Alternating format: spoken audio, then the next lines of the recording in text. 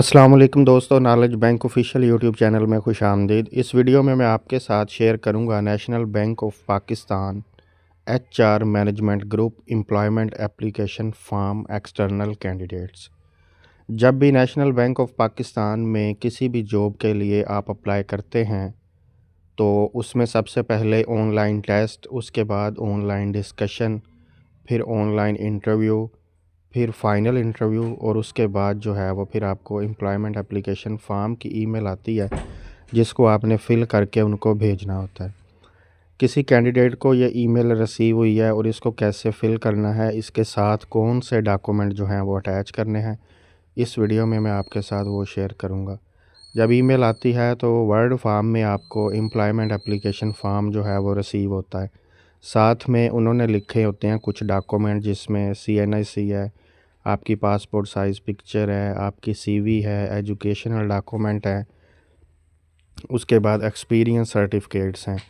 तो वो कहते हैं कि एम्प्लॉयमेंट एप्लीकेशन फॉर्म जो है वो आपने वर्ड फॉर्म में फ़िल करना है और जो बाकी डॉक्यूमेंट हैं उनकी एक ही PDF बना के आपने इसी ईमेल के रिप्लाई में उनको वापस भेज देनी है। एम्प्लॉयमेंट एप्लीकेशन फ़ॉर्म का प्रिंट नहीं लेना, उन्होंने इंस्ट्रक्शंस लिखी होती हैं कि इसको वर्ड फॉर्म में फ़िल करना होता है, क्योंकि वो अपने रिकॉर्ड में फिर वर्ड फॉर्म की जो फ़ाइल है वो लगा लेते हैं। तो इसमें जो है वो किस कैंडिडेट को ये ईमेल आती है, कुछ कैंडिडेट्स को ये ईमेल नहीं आती, उनमें क्या जो है वो उनका क्राइटेरिया है वो भी मैं आपको बता देता हूँ।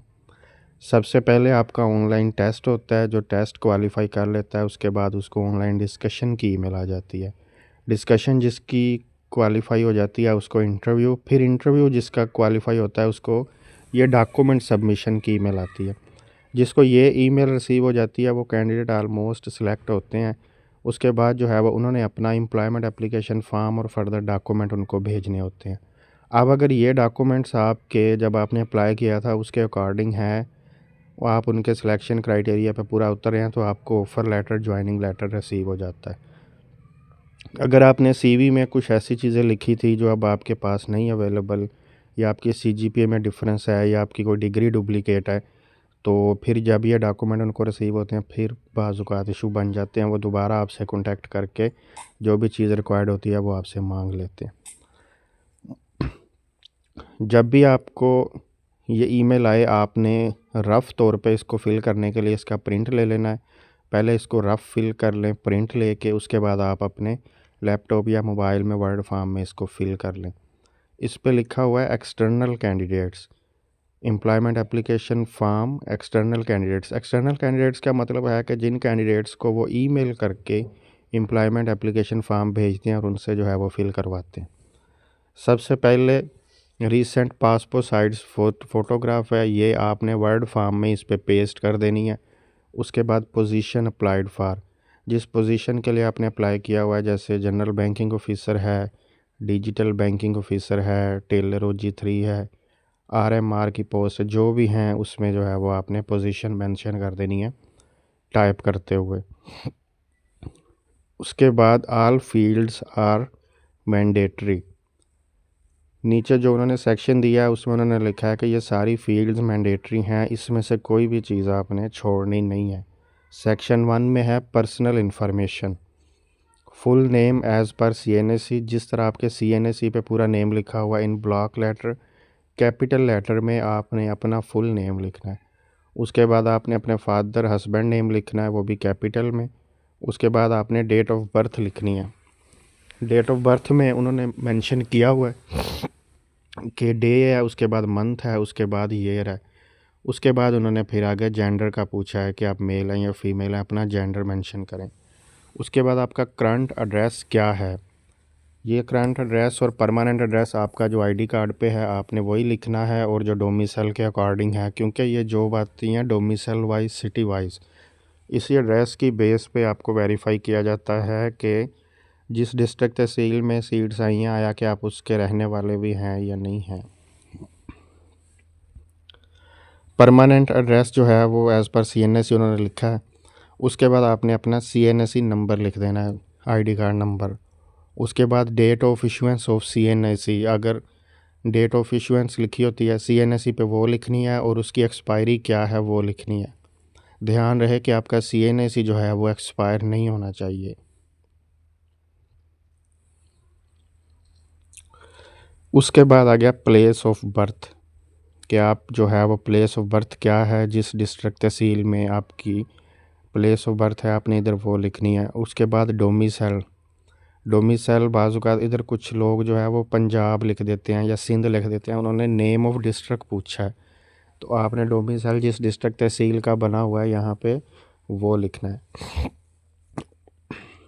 उसके बाद आ गया जी मैरिड स्टेटस, आपका मैरिड स्टेटस क्या है, आप मैरिड हैं जो भी हैं, अगर सिंगल हैं वहाँ फिर आप सिंगल लिख दें।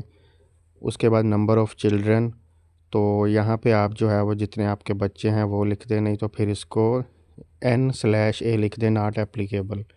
उसके बाद आपका रिलीजन क्या है। उसके बाद उन्होंने एक लिखा हुआ है section, to identify the hiring of minority candidate National Bank in an equal opportunity employer. अब अगर आप माइनॉरिटी कोटे में आते हैं तो यहाँ फिर भी आप जो है वो येस कर देंगे इस कॉर्नर में। पासपोर्ट नंबर अगर आपके पास है तो आप इसमें लिख देंगे, अगर कोई आपके पास पासपोर्ट है या किसी और कंट्री की नेशनैलिटी है, अदरवाइज़ आप इन सारी फील्ड को नॉट एप्लीकेबल लिख देंगे। लैंडलाइन नंबर जो है वो होम, इसमें आप PTCL नंबर लिखेंगे, अगर नहीं है तो फिर आप इधर नॉट एप्लीकेबल लिख देंगे। उसके बाद मोबाइल नंबर और ईमेल एड्रेस आपने वही लिखना है जिस ईमेल पे जो है वो आपको ये लेटर रिसीव हुआ है। उसके बाद इमरजेंसी कॉन्टैक्ट पर्सन नेम में आप अपना फादर या बड़े भाई का नाम लिख सकते हैं। कॉन्टैक्ट नंबर में उनका कॉन्टैक्ट नंबर आ जाएगा। रिलेशनशिप में आप उनका रिलेशन लिखेंगे। एड्रेस फिर आप नीचे लिख देंगे। यहाँ पे नीचे उन्होंने लिखा हुआ है सिग्नेचर।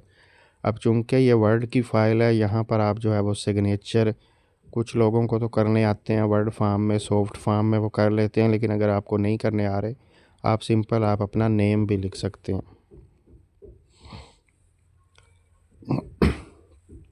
इसका आ गया ये second page, present last salary per month. अब वो पूछ रहे हैं कि अगर आप कोई करंट जॉब कर रहे हैं तो उसकी प्रेजेंट सैलरी क्या है, या जब आखिरी सैलरी आपने रिसीव की थी तो वो क्या थी। तो सैलरी जिस तरह आपको पता है कि नेट इनकम और ग्रॉस इनकम होती है, तो ग्रॉस कितनी है और नेट कितनी है वो आपने इधर लिख देनी है। और एक्सपेक्टेड सैलरी आप क्या कर रहे हैं उनसे आगे वो लिख देनी है। अगर आपकी प्रेजेंट सैलरी 50,000 है तो फिर आप एक्सपेक्टेड में 20,000 ऐड करके 70,000 लिख सकते हैं। 15 से 20,000 जो है वो आप इसमें ऐड करके एक्सपेक्टेड सैलरी जो है वो बना के आप लिख सकते हैं। इसका कोई इशू नहीं है, सिर्फ उन्होंने फार्मेलिटी के लिए लिखा हुआ है। सेक्शन 2 में आ गई एकेडमिक क्वालिफ़िकेशन। एकेडमिक क्वालिफ़िकेशन में सबसे पहले नेम ऑफ़ डिग्री सर्टिफिकेट है, फिर उसके बाद पासिंग ईयर है, फिर नेम ऑफ़ इंस्टीट्यूट यूनिवर्सिटी है, फिर मेजर स्पेशलाइजेशन है, फिर डिवीज़न है।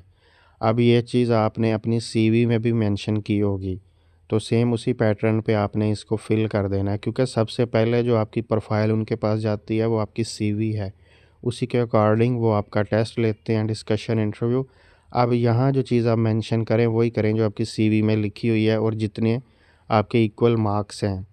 चूँकि मिनिमम CGPA 2.5 होती है, कुछ कैंडिडेट की अगर 2.49 है वो भी उसको 2.5 लिख देते हैं, लेकिन जब डॉक्यूमेंट वेरीफाई होते हैं तो फिर उनका इशू बन जाता है। तो जेन्युइन जो CGPA आपकी डिग्री पे DMC पे लिखी है आपने वही लिखनी है।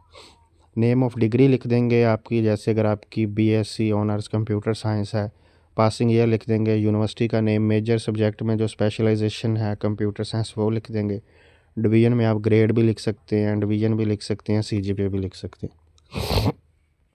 ये आपने सबसे पहले इसमें आपने अपनी हायर एजुकेशन और उसके बाद फिर आपने FSc, फिर इंटरमीडिएट, मैट्रिक, इस तरह इसमें जो है वो लिख देनी है। उसके बाद आ गया employment record, work experience if any. अब अगर आपका कोई एम्प्लॉयमेंट रिकॉर्ड है या कोई वर्क एक्सपीरियंस है तो आप इसमें वो ऐड करेंगे। उन्होंने कहा beginning with your most recent job held. सबसे पहले आप वो लिखेंगे जो आपने अभी रिसेंट जॉब की है। तो कोशिश करें, बाज़ औक़ात हम CV में लिख देते होते हैं कि जॉब एक्सपीरियंस, तो मार्केटिंग का कोई रिलीवेंट कोई इररिलेवेंट, तो वही चीज़ इधर मेंशन करें जो बैंकिंग सेक्टर से रिलीवेंट है। तो जो इररिलेवेंट है वो कोशिश करेंगे ना लिखें। जैसे बैंक की जॉब है तो अगर आपका कोई बैंकिंग का एक्सपीरियंस है या मार्केटिंग का एक्सपीरियंस है, कोई सेल का एक्सपीरियंस है, ठीक है, वो आप इधर ऐड कर सकते हैं। उन्होंने नीचे लिखा हुआ है attach extra sheet if required. तो चूँकि ये वर्ड की फ़ाइल है, आप इसमें जो है वो कॉलम ऐड कर सकते हैं। तो एक्स्ट्रा शीट जो है वो उन्होंने कहा इसमें, अब उसमें मेंशन क्या करना है, फ्राम टू, जिस डेट से आपने ज्वाइनिंग की है और जो जिस ईयर डेट मंथ एंड पे आपने वो जॉब छोड़ी है। नेचर ऑफ एम्प्लॉयमेंट क्या थी, प्रॉपर जॉब थी या इंटर्नशिप थी, वो लिखेंगे आप। उसके बाद नेम ऑफ एम्प्लॉयर, यहाँ पे कंपनी नेम आ जाएगा कि जिस कंपनी में, जिस बैंक में आप जॉब कर रहे थे। और आगे आगे लास्ट पोजीशन हेल्ड, आपकी पोजीशन क्या थी उसमें, आप जो है वो सेल स्टाफ में थे, मार्केटिंग में थे, जो भी। रीज़न फॉर लिविंग, आपने वो जॉब क्यों छोड़ी या रिज़ाइन क्यों दिया या टेनोर ख़त्म हो गया, जो भी। लास्ट ड्रॉन सैलरी, आखिरी सैलरी कितनी थी, वो आप लिख देंगे। इसके बाद आप उसके बाद उससे जो पहली जॉब थी, फिर उससे जो पहली, सबसे पहले आपने करंट जॉब इधर मेंशन कर देनी है। उसके बाद आ गया section 4, professional qualification training if any. अब ये चीज़ हमने सीवी में लिखी होती हैं, कुछ प्रोफेशनल क्वालिफ़िकेशन या ट्रेनिंग्स अगर आपने मेंशन की हुई हैं सीवी में, या आपके पास कोई प्रोफेशनल क्वालिफ़िकेशन है, जैसे कोई बीए की डिग्री है, बीएड की डिग्री है, इस तरह कोई एक्स्ट्रा डिग्रीज़ हैं, आप वो मेंशन कर सकते हैं। या इसके अलावा आपने कोई ट्रेनिंग कर रखी हुई हैं, जिस तरह कुछ लोगों ने एमएस एक्सेल सॉफ्टवेयर की ट्रेनिंग की होती हैं, तो ई कॉमर्स मार्केटिंग की कोई, वो आप इसमें ऐड कर सकते हैं।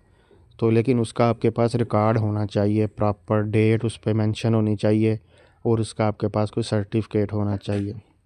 इसमें आप सर्टिफिकेट, डिप्लोमा कोर्स लिखेंगे, उसके बाद जिस इंस्टीट्यूट से की है वो लिखेंगे, उसके बाद ड्यूरेशन लिखेंगे, उसके बाद डेट ऑफ कंप्लीशन, जिस डेट को कंप्लीट किया है वो लिख देंगे। नीचे फिर सिग्नेचर आ गए, यहाँ पे आप अपना नेम लिख देंगे।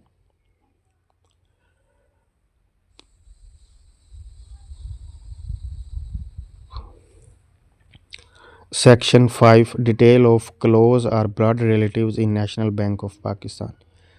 तो उन्होंने कहा कि इस सेक्शन में आपने जो है वो आपका कोई ऐसा क्लोज़ दोस्त, रिश्तेदार या कोई ब्लड रिलेटिव अगर नेशनल बैंक ऑफ पाकिस्तान में जॉब कर रहा है, तो उसके बारे में आप जो है वो इधर लिखेंगे। इस फील्ड को पढ़ने से पहले नीचे एक नोट लिखा हुआ है, वो पढ़ें। वो कह रहे हैं क्लोज और ब्लड रिलेटिव में include parents, siblings and or other and their children. Siblings are their spouse, children, spouse are his her parents, siblings, children और his her spouse। मतलब उन्होंने कहा है कि आपका कोई दोस्त, उसकी वाइफ, कोई कज़न, उसकी वाइफ, आगे उसके बच्चों में से, उसके कोई ससुराल में से कोई भी अगर कोई नेशनल बैंक में अगर कोई दूर दराज का भी रिश्तेदार है, तो आप उसको मेंशन कर सकते हैं। अगर नहीं है तो ना मेंशन करें। उसका जो है वो नेम ऑफ़ क्लोज, क्या उसका नेम है वो लिख देंगे आप। उसके बाद जो है वो सैप आईडी, ये बैंक की आईडी है, उसकी आईडी, एम्प्लॉय नंबर कहते हैं इसको, वो लिख देंगे। ग्रुप, डिवीज़न, रीजन, ब्रांच, तो किस रीजन में और किस ब्रांच में वो जॉब करें वो लिख देंगे। और इसके बाद आपका रिलेशनशिप क्या है उससे आप वो लिख देंगे। 2 उन्होंने यहाँ पे रेफरेंस मांगे हैं, तो वो आप जो है वो मेंशन कर देंगे। यहाँ पर 2 उन्होंने मांगे हैं, ऐसे लोग जो आपके करीबी हैं और नेशनल बैंक में जॉब कर रहे हैं, तो वो उनके आप जो है वो डिटेल लिख दें। सेक्शन 6 जो है उसमें अदर डिटेल है, have you been previously employed at National Bank of Pakistan. तो अब बाज़ औक़ात ऐसे भी होता है कि है कुछ नेशनल बैंक के एम्प्लॉय ही जब न्यू पोस्ट आती है तो उस पर अप्लाई कर देते हैं। जैसे अगर कोई ऐसा कैंडिडेट जो OG4 की जॉब पे है या OG3 की जॉब पे है, तो जब OG2 की जॉब्स आई या OG1 की आई तो वो फिर अप्लाई कर देते हैं। तो ये उनके लिए है कि अगर वो ऑलरेडी बैंक के एम्प्लॉय हैं तो फिर वो अपना आईडी लिखेंगे, लास्ट ग्रेड लिखेंगे, लास्ट प्लेस ऑफ पोस्टिंग लिखेंगे, फिर ग्रुप और फिर डेट ऑफ लीविंग आ जाएगी। उसके बाद आ गया जी, have you taken any financial staff loan facility from your current employer. अब जिस इंस्टीट्यूट में या जिस बैंक में या जिस कंपनी में आप करंट जॉब कर रहे थे, वो पूछ रहे हैं कि क्या आपने उनसे जो है वो कोई लोन लिया हुआ है। तो लोन टाइप आ जाएगी हाउस, कार लोन, तो उसकी नेचर क्या है, उसके बाद आपकी आउटस्टैंडिंग अमाउंट उधर कितनी खड़ी है, do you require NBP to take over the loan वगैरह, क्या जो है वो नेशनल बैंक जो है वो आप इसमें से रिक्वायर कर रहे हैं कि ये उस लोन को टेक ओवर कर ले। मतलब इस चीज़ को उन्होंने अपने एम्प्लॉय के लिए थोड़ा सा किया है कि अगर आपने फ़र्ज़ करें कि किसी दूसरी बैंक से लोन लिया हुआ है और आप फ़ौरन वो लोन पे नहीं कर सकते, तो अब आप इस बैंक में मूव कर रहे हैं, तो वो कह रहे हैं कि नेशनल बैंक जो है वो लोन अपने ज़िम्मे ले ले। मतलब फ़र्दर वो आपकी सैलरी से डिडक्शन करके उनको इंस्टॉलमेंट देते रहे। तो ये इस हिसाब से उन्होंने लिखा। नीचे उन्होंने नोट भी लिखा हुआ है, the bank will take over the staff house car loan as per bank staff financing policy and subject to submission of all required documents. ठीक है। Do you have any disability? National Bank of Pakistan is committed to offering their fair and equal opportunity to all applicants, including those with disabilities. We strive to provide the necessary help and support throughout the requirement process. Please let us know if you have any disability so we can ensure you receive any additional assistance. अब कह रहे हैं अगर आप में कोई disability है तो फिर आप येस और नो पे टिक कर दें। इफ़ येस प्लीज़ उसको स्पेसिफाई कर दें। A copy of disability certificate from the authorized council on rights of person with disability as well as CNC issued by NADRA, तो नादरा से जो है वो उसका आप सर्टिफिकेट भी अटैच कर देंगे। ये इसका लास्ट पेज है 4 number. Have you ever been convicted of a crime in Pakistan और अब्रॉड, तो अगर आप किसी क्रिमिनल एक्टिविटी में मुलव्वस हैं तो येस और नो। तो जिन चीज़ों में नो है वो फिर इधर आप जो है वो नॉट एप्लीकेबल लिख देंगे। Please use this space for any information you consider may be of interest. अब ये उन्होंने ना एक 4-5 लाइनें छोड़ी हैं कि आप इस स्पेस को यूज़ कर सकते हैं कुछ भी ऐसी इन्फॉर्मेशन देने के लिए जो आपके इंटरेस्ट के मुताबिक है।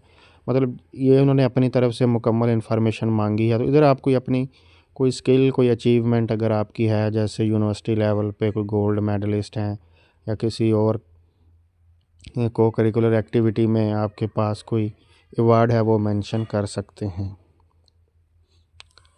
Section 7 reference other than national Bank of Pakistan close और ब्लड रिलेटिव। अब इसमें आपने वो जो रेफरेंस थे वो आपके क्लोज और ब्लड रिलेटिव थे और नेशनल बैंक के एम्प्लॉय थे। अब ये जो रेफरेंस हैं ये उन्होंने कहा कि नेशनल बैंक का एक तो एम्प्लॉय नहीं होना चाहिए, दूसरा आपका क्लोज और ब्लड रिलेटिव नहीं होना चाहिए। उसका आप नेम लिखेंगे, उसका ऑक्यूपेशन लिखेंगे, फिर उसका एड्रेस लिखेंगे, फिर उसका मोबाइल नंबर, और फिर जो है वो उसका आप लिखेंगे कि वो मुझे कितने अरसे से जानता है। यहाँ पे 2 बंदों के रेफरेंस लिखेंगे। या आप अपने किसी हमसाये का लिख सकते हैं या फिर अपने किसी उस्ताद का लिख सकते हैं, टीचर का लिख सकते हैं। आपने बहन भाइयों का इधर नहीं लिखना। सेक्शन 8 में आ गई है declaration. By signing this form I hereby confirm that the information provided above is correct in all respects to the best of my knowledge and belief. I further authorize NBP to verify any information stated above, including credit checks and any other background checks deemed necessary if required. Any misinformation or attempt to influence the selection process or violation of any policy, concealment of fact will make me liable of disqualification for current and future requirement in NBP, cancellation of the offer and dismissal। अब आप एक declaration कर रहे हैं कि मैंने जो भी चीज़ें मेंशन की हैं वो सब ठीक हैं, और अगर कोई वायलेशन हुई तो मैं जो है वो आप मुझे मेरी एप्लीकेशन डिस्क्वालीफाई कर सकती हैं। ये फॉर्म है, ये आपने वर्ड फॉर्म में फ़िल करके साथ जो उनकी मेल आई हुई है डॉक्यूमेंट्स, जिसमें CNC ID कार्ड, उसके बाद domicile, educational document, certificate, CV, वो सारे डॉक्यूमेंट एक PDF में आपने कर लेने हैं। ये word employment form word form में फ़िल करके आपने जो ईमेल आती है एम्प्लॉयमेंट फॉर्म की, उसी ईमेल के रिप्लाई में उनको वापस भेज देनी है। फ़र्दर अगर कोई आपका क्वेश्चन है तो डिस्क्रिप्शन में मेरा WhatsApp नंबर है, आप उस पर कॉन्टैक्ट कर सकते हैं।